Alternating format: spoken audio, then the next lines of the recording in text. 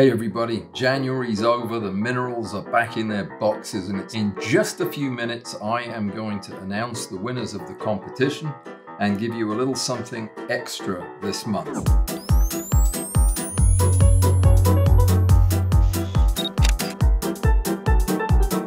We're going to do things a little bit differently today, but before we get to that, a couple of very quick announcements. First of all, the theme for February is You Must Be Joking, which is also the instruction. So the pictures you submit need to be in some way amusing.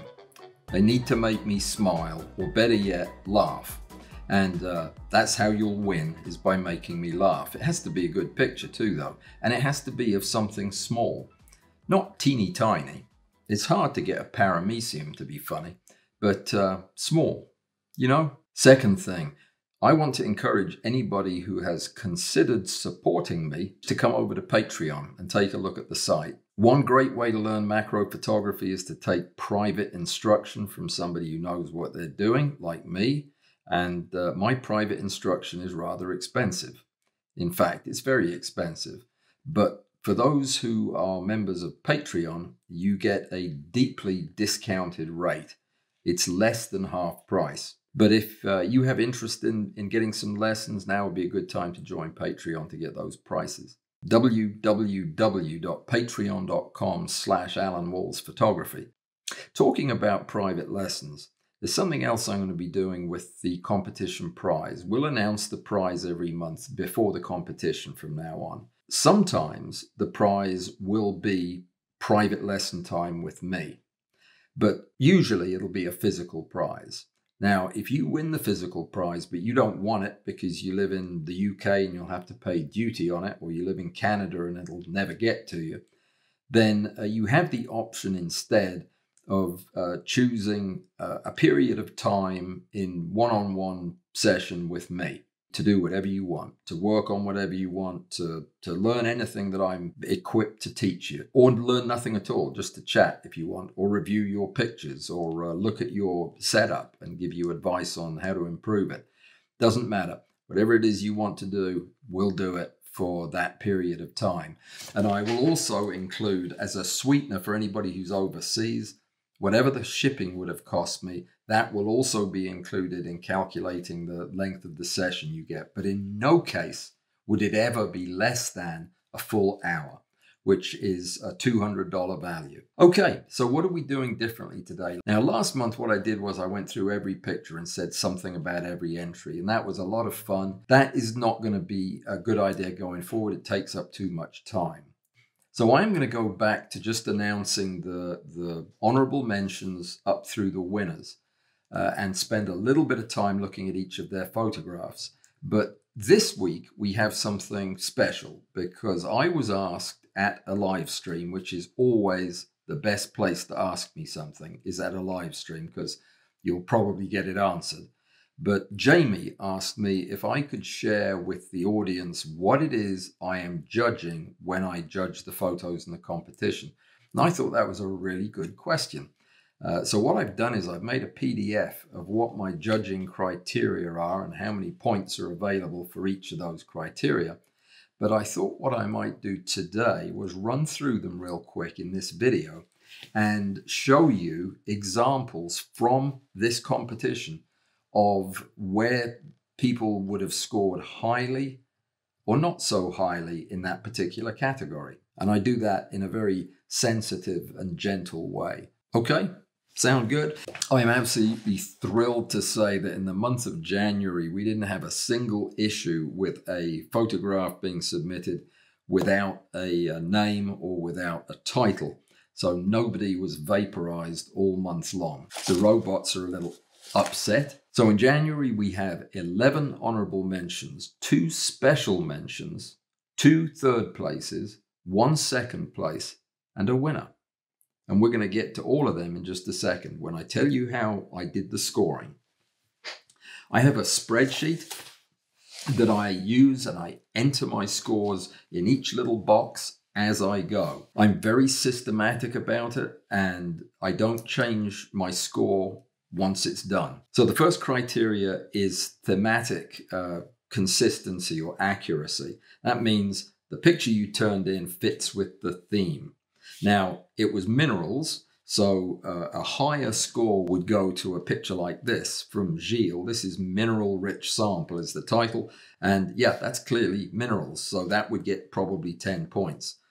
Amy 5's Purple Ice is also clearly a mineral. That would also get 4 points. Now, here's a photograph that could possibly, though it didn't in this case, have scored a little bit lower, is an entry from Zarazinia, which is titled, "On their mission to manifest their desires, Qaeda, who identifies as a magical being, meaning little dragon, sought out some magical kyanite to enhance their telepathic powers and persuade Allan to award them the first place," which incidentally didn't work in this case. Another photograph that gave me pause for thought was this piece of euperite, which T-Beck submitted. This is a UV-IVF, an ultraviolet-induced visible fluorescence photograph. And it shows what apparently is in fact a chunk of mineral. I didn't know that. I thought it was either an Easter egg or a Halloween mask of some kind. But nope, it's a chunk of mineral, so I had to look it up. But this would absolutely get the full 10 points. Thematic accuracy can become much more of an issue when the theme is not as clearly defined as it is with a title like minerals.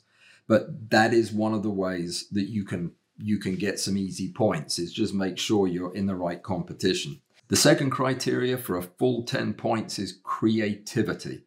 And making something from building blocks that may or may not be familiar to you, like making an essay or a novel from words, is one example of creativity. And in photography, that's what I'm getting at, is the ability to take the techniques that you've learned and make something of your own out of it. And that's what I'm looking for, is that spark of genius where you come up with a completely novel way to show something. High points would go to a photograph like Flint and Fire from Lance, whereas this photograph of Aragonite from L. Strunk may have lost a couple of points for being a relatively straightforward depiction of the mineral without any kind of interpretation. Less creative, in other words. This brings up one very important point. You may wonder why nobody scores 100 points in my competitions. And it's because some of the things that I'm looking at are in opposition to one another. To score highly on one criterion, you almost have to score a little bit lower on others because they are somewhat exclusive. It's very hard to have an extraordinarily creative image and at the same time get an image that's a technically perfect photograph. With these criteria that conflict with one another, it's really up to you to decide where your strength is. Do you think that you can make more points by being super creative or by being super safe and focusing on technique? Or risk it all and do both? The third criteria is originality, and this is where most of the risk is. Being original is different than being creative, because being original really implies that nobody else has ever done it before, which means you're breaking with tradition. You're not photographing that flower the way everybody else has. You're photographing it upside down or whatever. And that definitely involves risk. So you're showing me and the other judges something that is very unfamiliar. And that is always a challenge. Now, because the safe route is the less original route, it's going to score a few less points. When you take the safe way, you don't stand to make as many points. A good example of that is this geode from Toluca. It's a lovely photograph, but it is a little on the safe side. There's not a lot of risk-taking originality in the way this was shown. An example of how it could have been shown with more originality would be to use a different color of light or take a different perspective on the shot or use a distorting lens or something like that. He has elected not to do that, but to show the beauty of the geode just the way it is. And as such, he could have lost 1 or 2 points for originality. As it happens, he didn't under the circumstances, but he could have done. That would have been a legitimate way to react to that photograph. And as an example of somebody who's taken it in the other direction, this photograph, the Flintstones CD player by Tom M., is the very definition of taking a risk, doing something really original. The risk, of course, is you're exposing your viewer to something they may be completely unfamiliar with. They may not see a lot of laser beams and chunks of quartz and not be familiar with what they're looking at. And that could cost you in other areas. But for originality, that's going to sweep the full 10 points.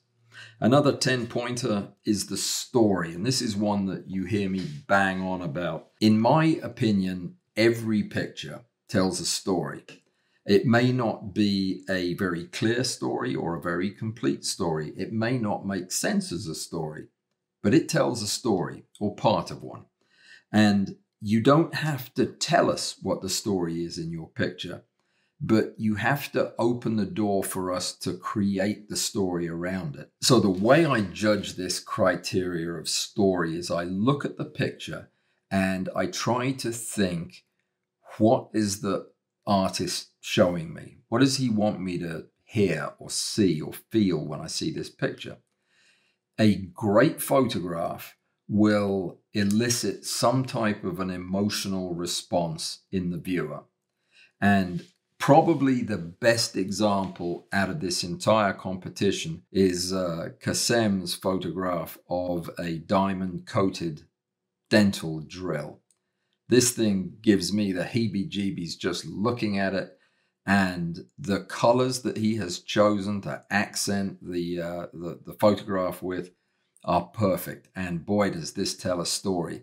Having an inset of showing the drill next to a coin is quite brilliant and very well done, and also would have netted Kasem high points in composition. Now, this photograph, by contrast, is Gold for Fools by Holtergeist, and it is a technically very successful photograph of a piece of pyrite, which normally is a massive specular highlights. But by keeping the crop tight on the subject and not giving a lot of context, it's kind of hard to get a story out of this. But while it may have cost him a point or two in that department, he's going to make up for it in the technical departments later on. The sixth criteria is a little bit harder to put your finger on. It's the aesthetic. Basically, what I'm looking at under aesthetics is a photograph that is pleasant to look at. This is a photograph of a piece of peacock ore that was submitted by Zarazinia. And this is a beautiful, beautiful specimen that has been beautifully lit and is aesthetically right on point. So this would be an example of something that would definitely get full points for aesthetic appeal. And here's one that gets full points both for the story it conveys as well as the aesthetic. And this is Wormhole by Robert Storost, and it is a lovely photograph, beautiful colors, beautiful shapes, wonderful lines, very well composed, a great photograph. So here's an example of a photograph by Ploddles that is technically well executed and is rich in a storyline. It's a balloon, by the way, full of talcum powder that has been popped and is caught in mid-pop, probably using an audible trigger. It's a very good photograph and it's very interesting, but you wouldn't score particularly highly on aesthetic appeal. And I recognize that a lot of these criteria are fairly subjective, and that is the nature of art. You can't get around that. It is one of the reasons that having more than one judge is a good idea, so that you can get opinions from different people, but there's only one of me available right now. The next criteria is called camera skills. It should be called camera and lens skills, probably, because it covers both. It is a photograph that is sharp where it needs to be sharp. It lacks aberrations. It lacks diffraction changes. You've chosen the right aperture, the right shutter speed. You don't have excessive noise in the photograph. All of the things that would reflect a good understanding and knowledge of your camera. Gilles' example here is a very good example of a successful technical photograph from all of those points. Now, this is a photograph that actually did not lose any points for camera skills, but it could have done. This is a sea salt crystal by Stuart Blink, and there are certainly some visible cues in this image that would suggest possibly a little diffraction or a little out of focus in areas. It's hard to tell because the subject looks like that. Now, I have seen one of these subjects photographed before, and I'm not surprised to see this. So I didn't take any points off, but you could lose points with a photograph like this in the camera skills area. And obviously what Stuart's done is invest more into the creativity and originality of this image and taken the risk on the appearance and how it might be interpreted from a camera skills standpoint. I use the term camera skills, and it's probably not the best term to use because it doesn't really necessarily mean just skills. It's anything to do with the mechanical collection of the photograph. Focus stacking artifacts would be a camera skills issue too. Number 8 is probably the most important criteria of them all. And sometimes I think I should give number 8 50 points and split up the other 50 between all the other categories. Let me tell you why. Photography could be described as a record of the interaction of your subject with light. I mean, not could be, it is described that way. That's what it is. And how you light a subject and how that subject is portrayed because of the lighting you choose should really be the number one criteria in judging a photograph. So I place a lot of effort into this, and I spend more time on this criterion than just about any other. There are a couple of things that will almost always cost you points in a photo competition, and one of them is blown highlights. A blown highlight is an area of white that is so white that all the detail in it has been lost. And on a histogram, it would look like a spike that was plastered against the right extreme of the histogram. Once you cross over that line, you're whiter than white, and what you have cannot show anything but pure white. And that is a blown highlight, and it is not desirable, and it never looks good. In this photograph by William Bodine, we see some really bright highlights, especially along the bottom of this crystal. And in this particular area, this is getting very close to what we call specularity, or a blown highlight, and something you really want to avoid. In this case, I don't think these are blown. You can see detail in them, but it is awfully close. Now, just because highlights that are blown can be a fatal flaw in a photograph, highlights themselves are not. They're necessary. Indeed, they're a key component of this photograph. This is a great picture called Calcium for People, which was submitted by Phil A. And in this fantastic picture, which is a study in color and light, you can see highlights that are awfully close to being blown, but they're nowhere near being blown as far as the composition is concerned. They're a necessary contrast to the rich blue of the tablets. This is another example of highlights that are bright but are well within the safe zone. This is from Lance. This is pyrite. You can get away with losing detail in shadows quite a bit more than you can with losing detail in highlights. In fact, in highlights, it's virtually never acceptable, but in the shadows, it can be quite a powerful tool. This example, the Great Falls of Peter site and deep dive to Quartz World, which is a complicated and interesting photograph by John C., has several areas where the blacks are almost certainly clipping, but it doesn't affect the overall photograph at all. It's still a very fascinating and interesting photograph to look at, albeit a little complicated and confusing if you don't know what you're looking at, like I didn't for the longest time. So here are a couple of examples of where clipping in the shadows can cost you and where it can actually save the picture or make the picture. This is K.D. Walters' The Purple Pillars, which is a lovely photograph. I happen to know that K.D. is new to macro photography, shall we say. Actually, fairly new to the world in general. This is a lovely photograph. She has areas that have lost detail in a way that could cost a point or two, because it's areas that we want to see the detail because it's relevant to the picture. But in contrast to that, let's look at this photograph by Ingolf Kunz. This is sea salt. It's a small crystal of sea salt being held in a pair of very sharp tweezers. And where is the top tweezer down here? It's completely gone. It is completely merged with the black. And this absolutely makes the picture, in my opinion. You know that this is a tweezer. You can see the tip of it, yet it is just consumed by the darkness of the scene. This is exactly where that kind of loss of detail is not only appropriate, but it's the key to this photograph. Beautiful photograph. And remember, color is light. Choose your wavelengths of light carefully. Choose your colors carefully. Color is one of the most powerful ways to manipulate the viewer's feelings about your photograph. You can do it to put the viewer at ease. You can do it to add tension to the experience of seeing the photograph. There's all kinds of ways that you can use color, and that's way beyond the scope of this discussion, but I do want to show you a couple of examples.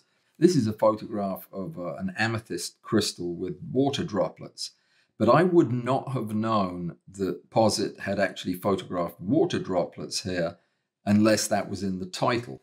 These could just as easily have been drops of oil. And when the viewer isn't sure what they're looking at, that creates the kind of tension that is unwelcome in viewing a photograph. So how could this have been done differently? Possibly by using a contrasting color that allowed the transparency of the water to be visible, or to light it with two different colors, or light it with white light and allow the amethyst to throw the purple into the picture. This was risky, but it didn't end up costing any points. One fantastic way to use light is through the lack of color, like in this muted palette you see with this snowflake obsidian by Chris B.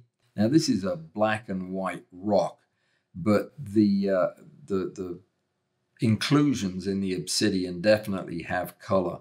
But what Chris has done is kind of de-emphasized the color in favor of really getting us to concentrate on the unique structure of the rock itself, which is absolutely beautiful and very cleverly done.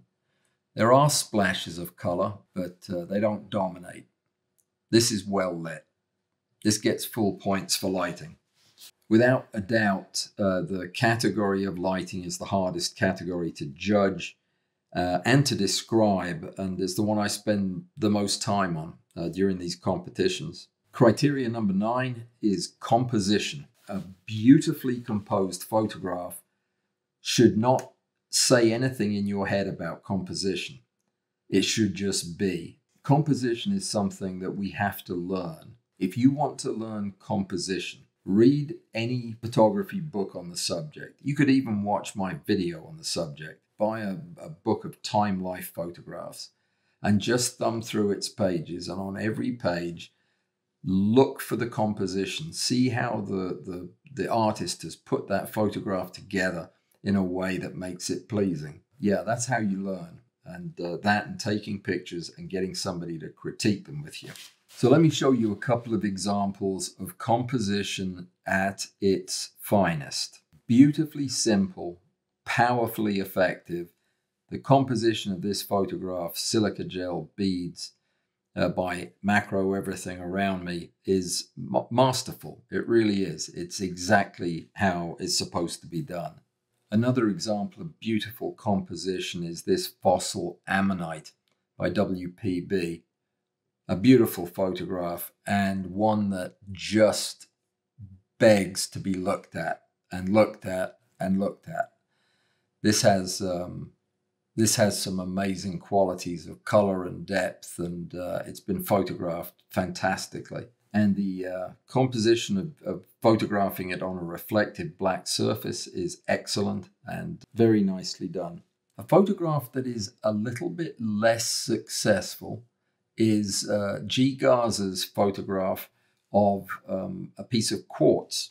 The problem with the composition of Iceberg Canyon is that this piece of quartz is really crammed into the frame, making it look almost uncomfortable. That will probably end up costing a point or two when you don't give your subject enough room to breathe.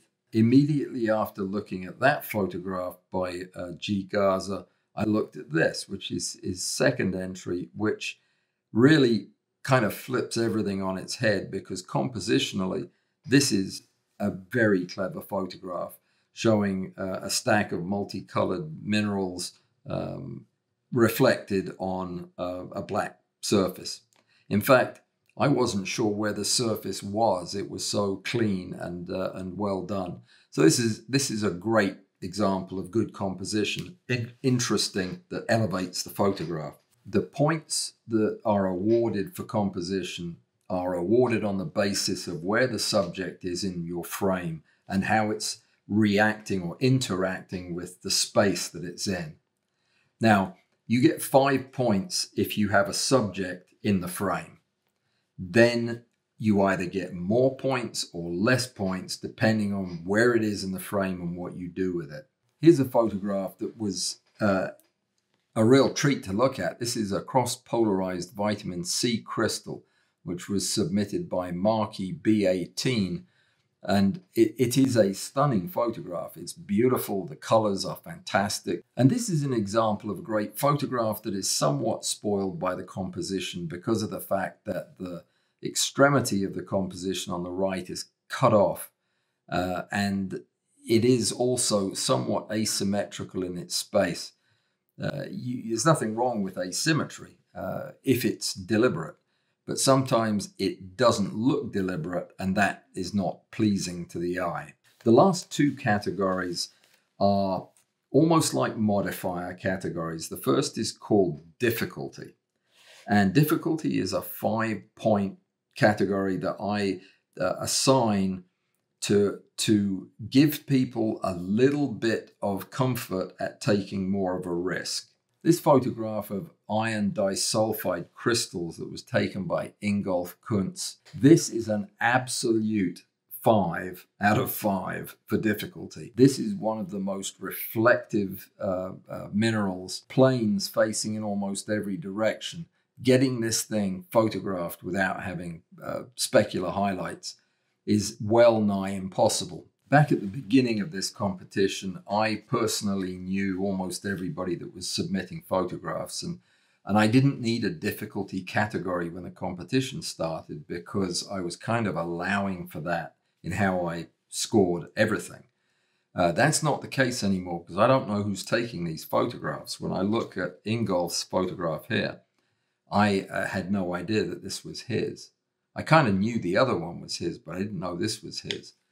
So this allows me to kind of level the playing field just a little bit. So this photograph by Bud P got full 5 difficulty points, mainly because I didn't know how in the heck he did it. It's called the Insecta fluoritica, and it apparently shows a transilluminated fluorite crystal, but it has eyes and wings and stingers and things like that.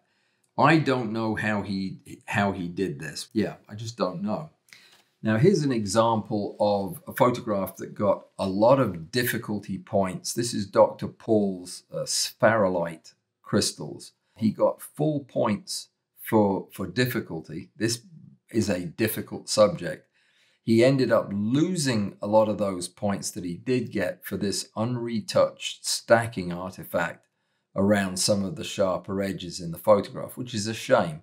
But this is one I'd love to see done again. Amy 5, on the other hand, lost 1 or 2 points on the difficulty scale with this Run Rabbit Run photograph.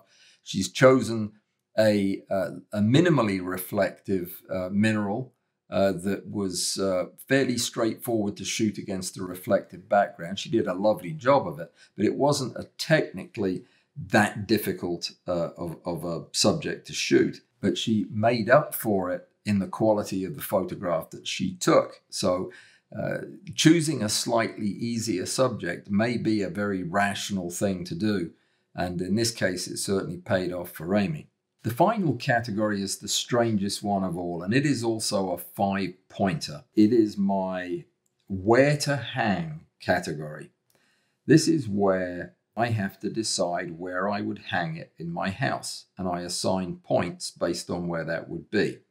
Now, that sounds a bit crazy, but it's not. It's a way for me to grab all of the intangibles that I haven't been able to judge during the normal judging and sum them up in a simple 5-point modifier that can make a big difference in where the photograph ends up. So to assign the points in this category, I presume that the photograph has been given to me in a frame by the artist, and I have to hang it in my house. Where would I hang it? If I would hang it in my office, in my study, across from my desk, where I would see it for 16 hours a day, that would be a 5-point hanging score. If I'd put it in another prominent room, in the living room or somewhere that I would be when I wasn't in my study, it would get 4 points. If I would hang the photograph in one of the bathrooms or in the kitchen, it would probably get 3 points. A 2-point picture would be hanging somewhere towards the back of the garage, probably behind something. To get 1 point, forget the photograph and just hang the photographer. So one question that comes up from time to time is somebody will say, hey, how many points did I make on such and such criteria in that photograph? Don't ask me, because I'm not going to tell you. I take judging these competitions very, very seriously. I use this point system as a way to organize my thoughts, so I look at everything so that I can see all the good in the photograph and not miss anything. But when I decide on a score, I have a high degree of confidence that that is a good, fair score. And you're just going to have to trust me on that. But don't ask for the numbers, because I'm not going to give them to you. I'm not. What do you mean you want to buy the numbers? So we have some winners to discuss, and we're going to go through these very quickly. These are 11 honorable mentions, 2 special mentions, a pair of 3rd place winners, a 2nd place winner, and a winner. Shall we begin? The honorable mentions. Number 1, Marquee B18 cross-polarized vitamin C crystal. This is a lovely photograph. The only issue I had with it was the crop is a little odd. A lovely study in color. It's as good a vitamin C crystal photograph as I have seen, and definitely well worth an honorable mention. The second is Gilles Crystal Valley, which I talked about earlier on. This is a strange apophyllite crystal, and I'm not really positive that I'm seeing what I'm actually seeing, but this looks like a fossilized fish. But it could be my imagination. I don't know. It looks like a fish. Does it look like a fish to you? With its little fins and everything and its eyeball? This reminds me a little bit of a program that my mother used to make me watch on television called The Singing Ringing Tree, which was terrifying. I still have nightmares about it. This looks like the fish in The Singing Ringing Tree. All right, moving on. You won't be surprised to hear that I give an honorable mention to Robert Storost for Wormhole. This is a lovely photograph. As I was saying earlier, it really hits the high points on everything. It's not an especially creative photograph, and it lost a couple of points there. But it's technically very well done, and it's a very interesting piece. And it's very easy to see all kinds of bizarre shapes and forms in here. It's a beautiful piece of stone. But anyway, honorable mention to Robert. The next honorable mention is for Bulgaria 1 by M. Maklikov. This is a beautiful piece of something or other. It's a mixture of different things, but it's a lovely, interesting, complicated photograph. This might be a slightly better photograph because of the fact that it's isolated the in-focus parts a little better. But this gets an honorable mention too. Honorable mention goes to John C. for the Great Falls of Petersite and the deep dive into quartz. This is a chunk of mineral. I don't know what it is, but inside of it are other colored minerals that give the illusion of a pool of water, as well as trees and walls and all kinds of, and a waterfall. But this is actually all just inclusions within this piece of translucent mineral. I would love to have seen this lit a little more comprehensively to show in the recesses a little more clearly. But overall, a very successful picture and a worthy honorable mention. The next honorable mention goes to G. Garza for this mineral cairn. That's a pile of rocks that you use to mark things on the ground in Scotland, I think, or somewhere. And this is a beautiful example with some lovely colored minerals. Very interesting composition, very well done. The next honorable mention goes to Insecta Theoretica, which is Bud P's bizarre sci-fi looking faces in the fluorite photograph. Next up, Amy 5 gets an honorable mention and a point added to her handicap for this Run Rabbit Run, an arrow point of some kind of mineral, beautifully photographed. Well done, Amy. Honorable mention goes to Hellmill for this fantastic photograph of salt crystals. This has almost everything that I would love to see in a mineral photograph. It's very clever, and had it not been for the photographs that won this time, this one would have been in that group for sure. This is a lovely picture. Another photograph we talked about briefly earlier was the Snowflake Obsidian by Chris B., which is a beautiful photograph, really sucks you in and demands to be looked at. Very nice. Calcium for People by Phil A. also gets an honorable mention. This is a very clever photograph, very well executed. I like this a lot. I'm going to pause just a second before we get to the winners to call out one particular entry from this competition, and that's the entry of KD Walters.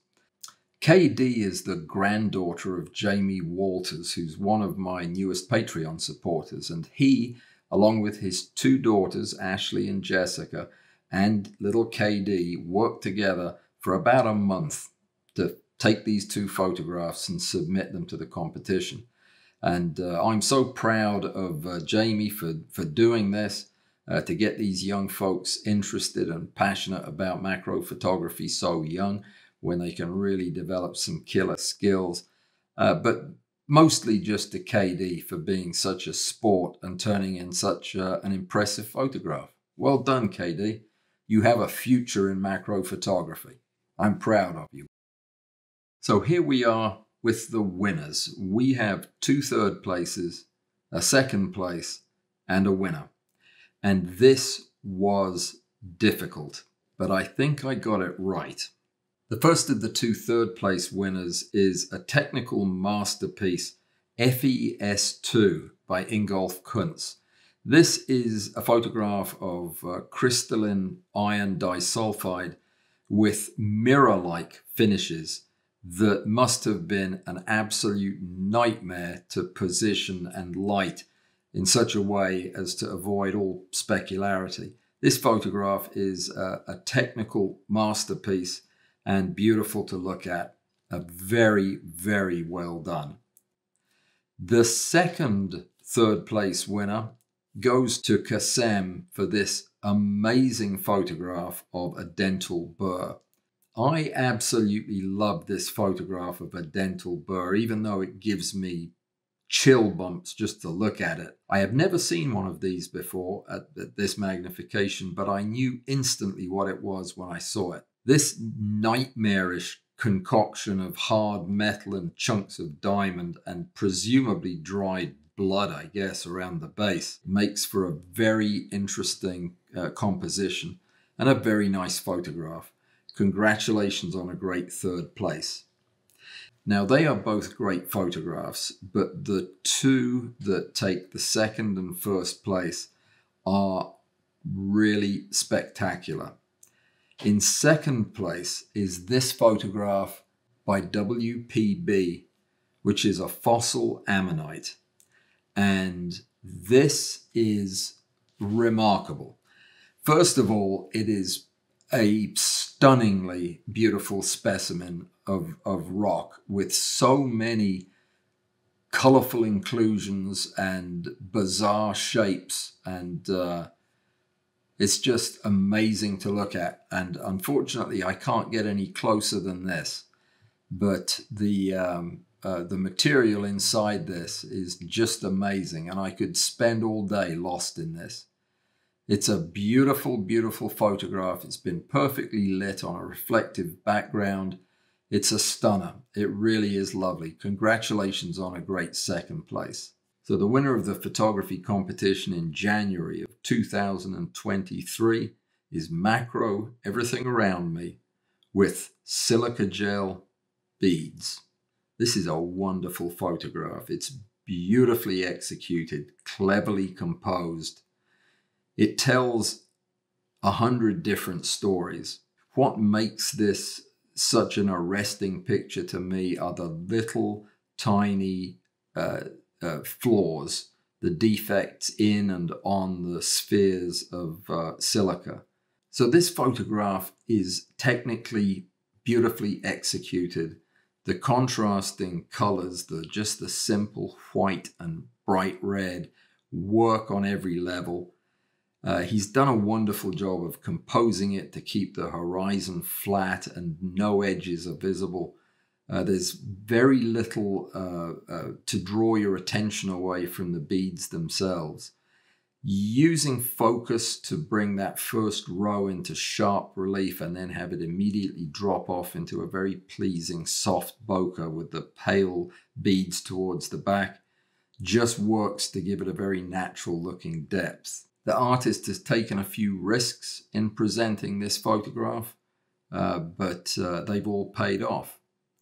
It is technically and aesthetically a very successful picture, and incidentally one that I would absolutely hang on my wall in my office opposite my desk to look at during the day. That's as high a compliment as I can pay to a photograph. If I'd be willing to look at it every day. And this is one that just screams to be looked at. Congratulations. Macro Everything Around Me. You sure do, don't you? Well done.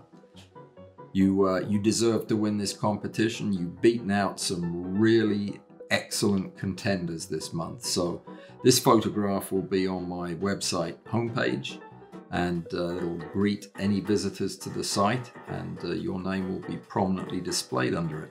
We're going to set up a couple of hours for you and I to be in a Zoom call together where you can teach me how to take photographs. And yeah, other than that, well done you.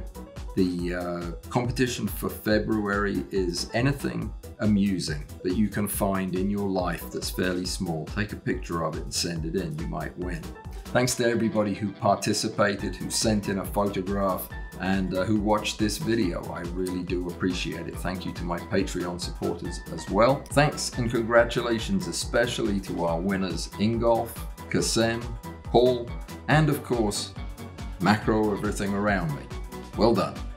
Thanks for watching. I'll see you in the next video. Take care. Good day.